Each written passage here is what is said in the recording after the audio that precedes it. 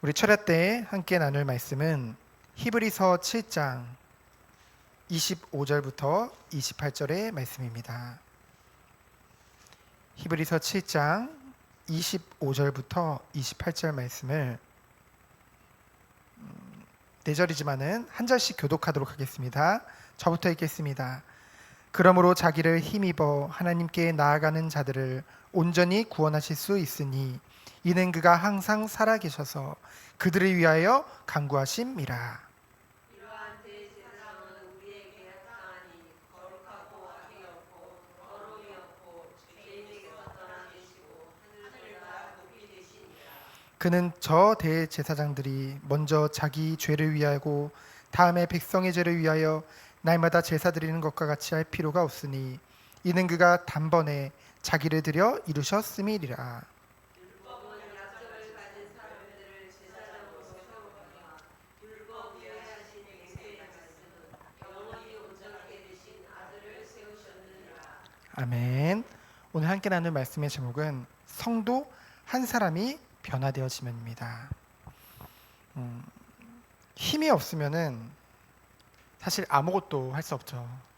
그 사람들이 운동도 열심히 하고 영양제도 열심히 먹는 이유가 이 육체의 건강을 위해서, 힘을 위해서 그렇게 하죠. 우리가 오늘도 이 예배의 자리로 온 것은 힘이 없으면 이 자리로 올 수 없는 것입니다.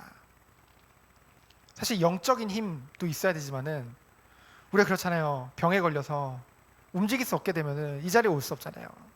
사실은 이 자리에 온 것이 참 하나님이 전 인격적으로 우리에게 은혜를 주셔서 이 자리에 온 줄 믿습니다. 그렇다면 우리가 정말로 근본적으로 우리가 이곳에 무엇을 힘입고 나왔느냐. 지금 현장을 보면은요, 하나님을 만나지 못한 사람들이 어떤 삶을 살고 있는지를 우리가 보게 되어지죠. 어떤 상태 가운데 있나요? 그래서 첫 번째로는 하나님을 떠난 사람들입니다. 첫사람인 아담과 하와가 지은 그 원죄로 인해서 모든 사람들은 어떻게 되었나요? 선을 행할 수 없는 존재가 된 거죠. 완전히 부패한 것입니다. 그래서 뭐라고 합니까? 전적인 부패라고 하죠. 그리고 전적 타락 가운데 들어갔습니다. 완전한 죄악 가운데 빠졌어요. 그렇죠? 그리고 성경에 보면은 공중에 권세 잡은 자를 따를 수밖에 없고 너희 아비 마귀라고 했죠. 마귀의 자녀로서 살 수밖에 없는 것입니다. 그러면서 뭡니까? 전적인 무능 가운데로 들어갔죠. 많은 것들을 하고 있는 것 같지만은 결국은 하나님 앞에서 아무것도 할 수 없는 상태가 되어진 것입니다. 그것이 바로 하나님을 떠난 사람들이죠.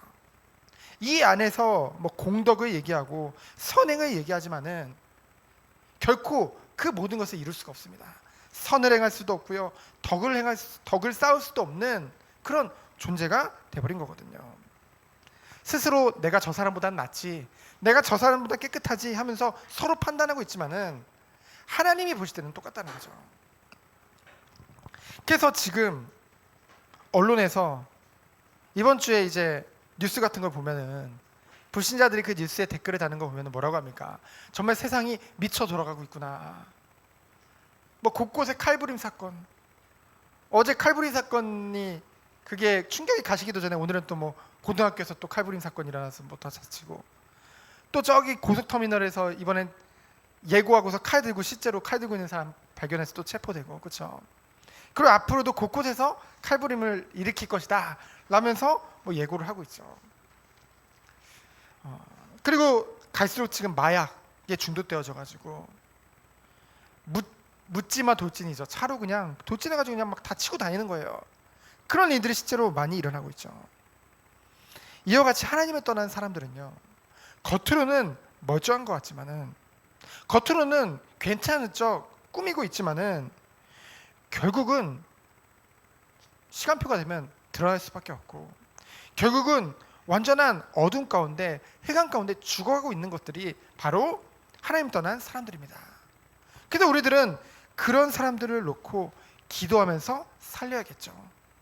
그러면은 하나님이 우리에게 주신 힘은 무엇입니까? 바로 은혜의 능력인 줄 믿습니다. 오늘 히브리서 7장을 보면은 이제 율법에 의해서 세워진 그 아론의 혈통적 그 후손으로 그 대제사장의 직분을 받은 자들의 한계에 대해서 말을 하고 있습니다. 그들의 한계는 뭡니까요?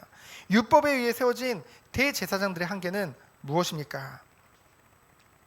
27절에 보면은 잠시만요. 27절에 보면은 뭐라고 했습니까?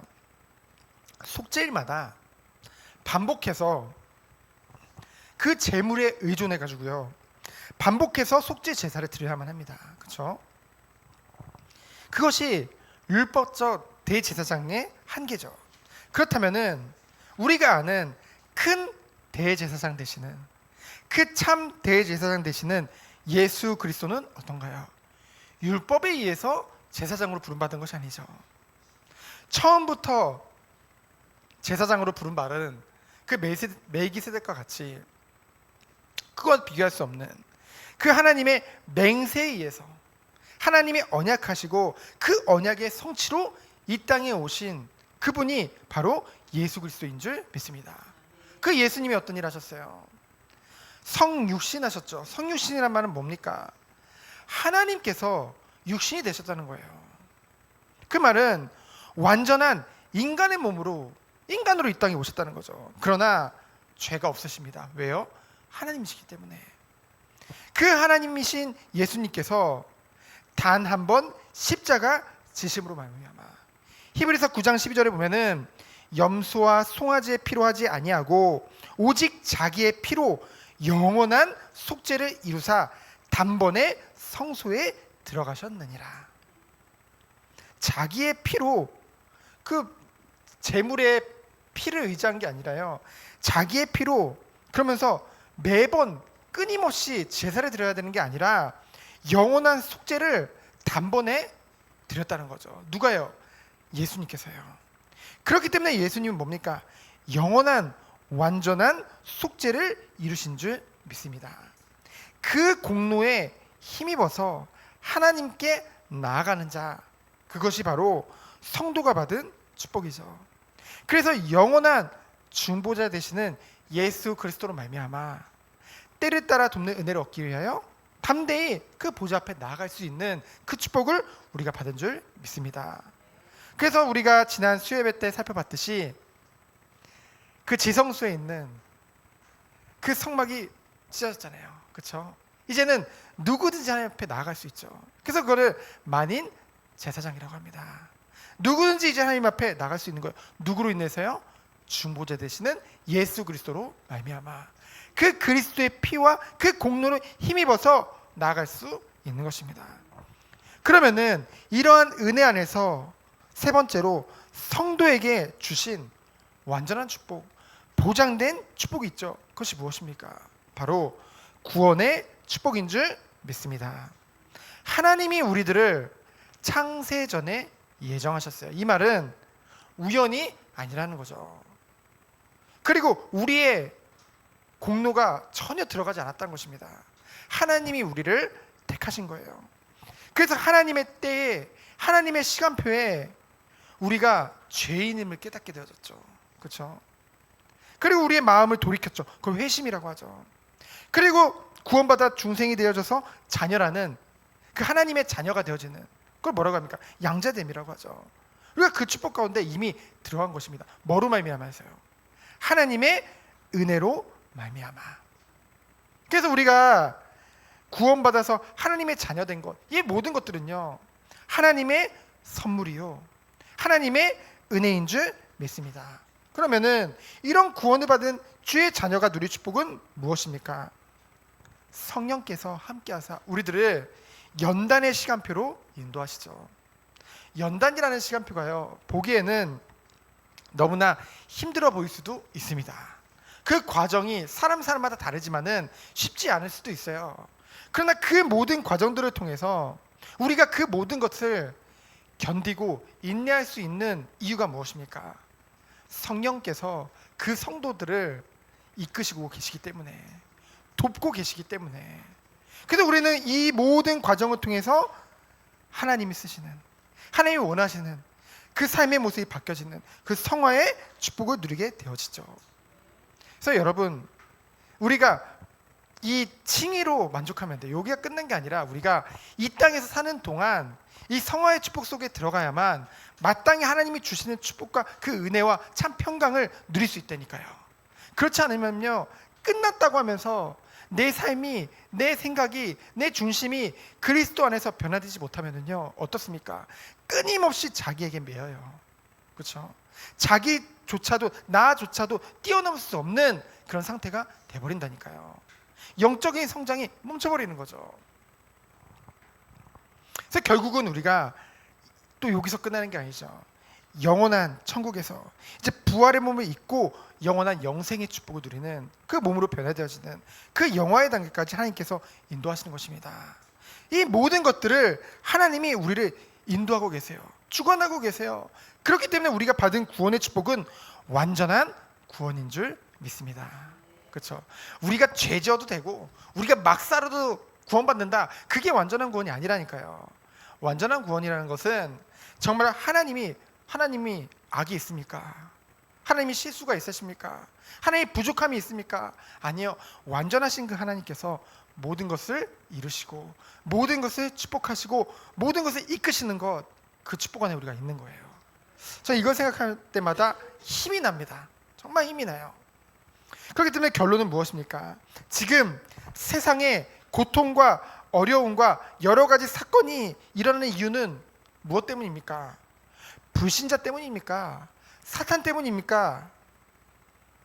저는 이렇게 생각합니다.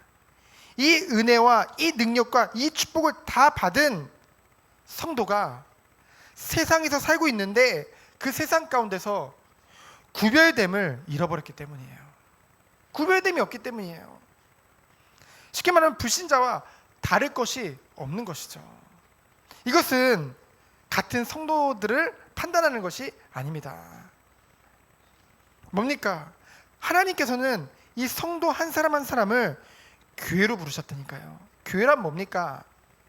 마태복음 16장 16절에 시몬 베드로가 고백했죠. 주는 그리스도시요 살아계신 하나님의 아들이십니다.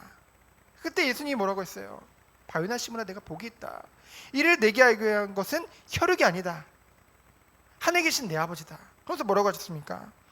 이 반석 위에 내 교회를 세우리니 음부의 권세가 이기지 못하리라. 그렇죠?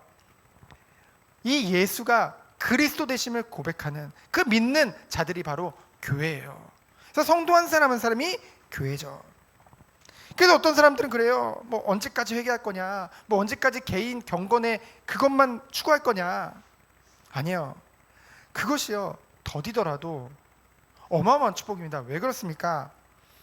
이 성도 한 사람이 교회고 그 교회에게 하나님께서는 이 세상을, 이 어둠 가운데 있는 이 세상을 살리는 그 사명을 허락하셨기 때문입니다. 그래서요, 결국은 내가 변하면요, 성도인 내가 변하면 세상이 변하는 거예요. 그만큼 성도 한 사람 한 사람이 중요한 거죠.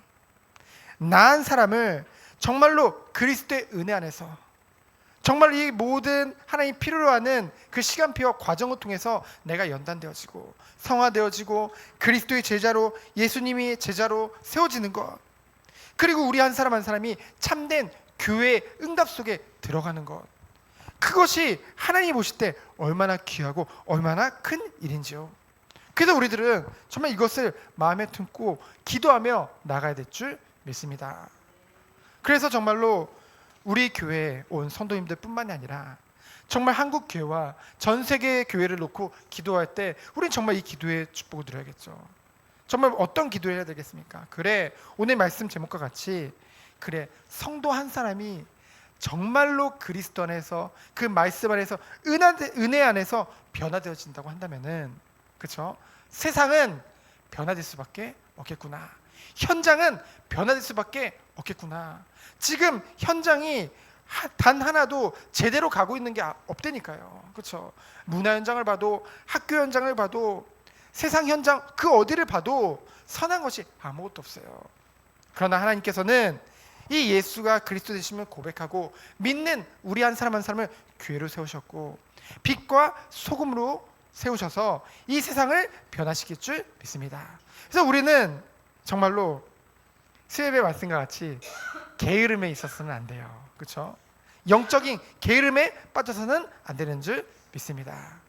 그렇다고 이 교회 강단 말씀에만 또 연연하면 안 되죠. 우리 강단 말씀이 너무나 중요하지만은 우리는 끊임없이 성경도 읽고 뭐 신앙서적도 읽고 그러면서 여러 가지로 내가 은혜 안에서 세워지는 그 축복을 누려야 될 줄 믿습니다.